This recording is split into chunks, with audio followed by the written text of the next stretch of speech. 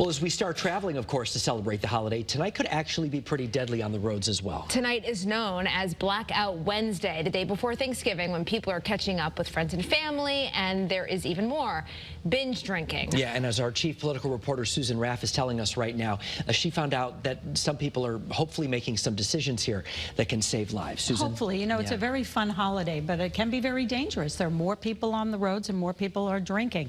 So there are more people out on the roads during the holidays and more people taking advantage of drinking, and that can be a dangerous combination. There are options, as many of us are aware, as drivers are once again being urged to use those options. Millions of Americans will be driving so they can enjoy Thanksgiving with their families.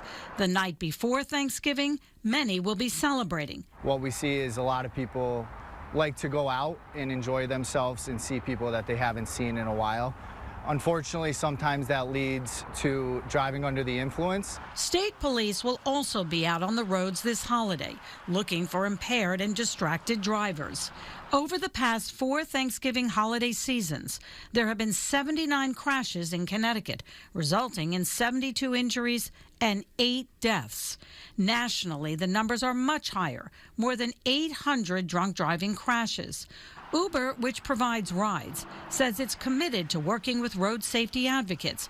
And in 2012, we have partnered with Mothers Against Drunk Driving to reduce drunk driving throughout the country.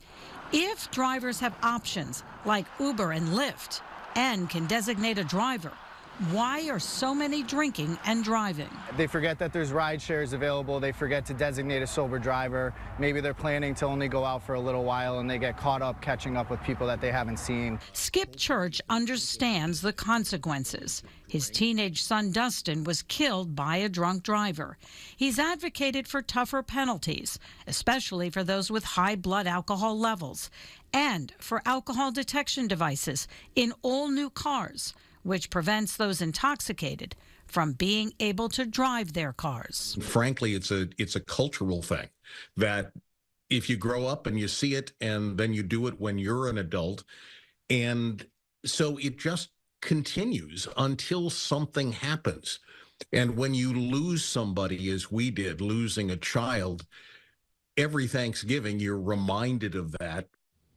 Planning is really essential. Consider having a designated driver. You can also download the Uber or Lyft app on your phone, have it ready.